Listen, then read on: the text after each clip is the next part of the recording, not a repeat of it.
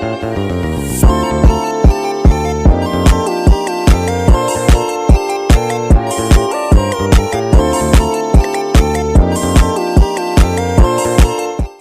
semua, dalam video kali ini saya akan menjelaskan materi mengenai demokrasi Indonesia.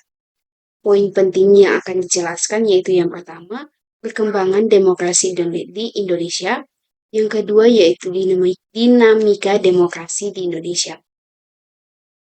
Demokrasi adalah sistem pemerintahan di mana kekuasaan politik dijalankan dari rakyat, untuk rakyat, dan oleh rakyat, baik secara langsung maupun perwakilan yang mereka pilih. Prinsip dasar demokrasi adalah pemerintahan yang berlandaskan kebebasan, kesetaraan, keadilan, dan partisipatif warga negara dalam pengambilan keputusan politik.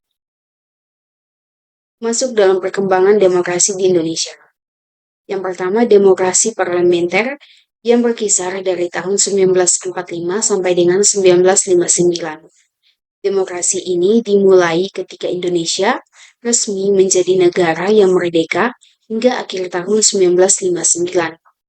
Demokrasi parlementer adalah sistem demokrasi yang menempatkan parlemen sebagai bagian fundamental di pemerintahan.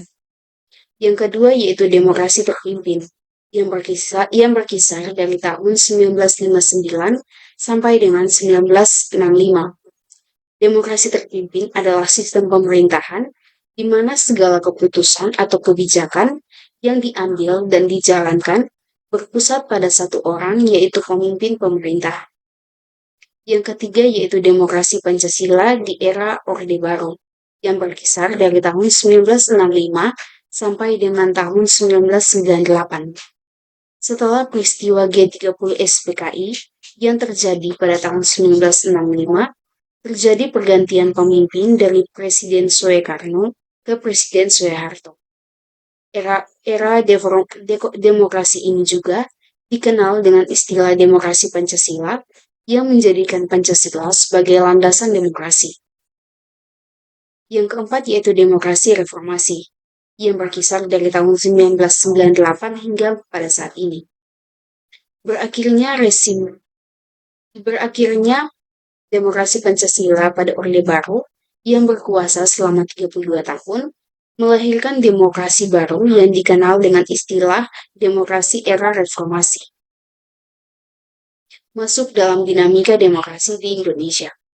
Yang pertama yaitu Undang-Undang Dasar 1945. Konstitusi pertama di Indonesia disahkan pada tanggal 18 Agustus 1945 saat Indonesia memproklamasikan kemerdekaannya. Konstitusi ini menetapkan dasar negara, sistem pemerintahan, dan hak asasi manusia. Yang kedua yaitu Konstitusi RIS pada tahun 1949.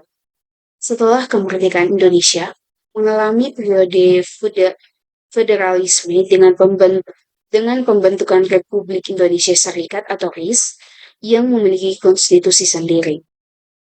Konstitusi ini menetapkan struktur pemerintahan federal antara pusat dan negara-negara bagian.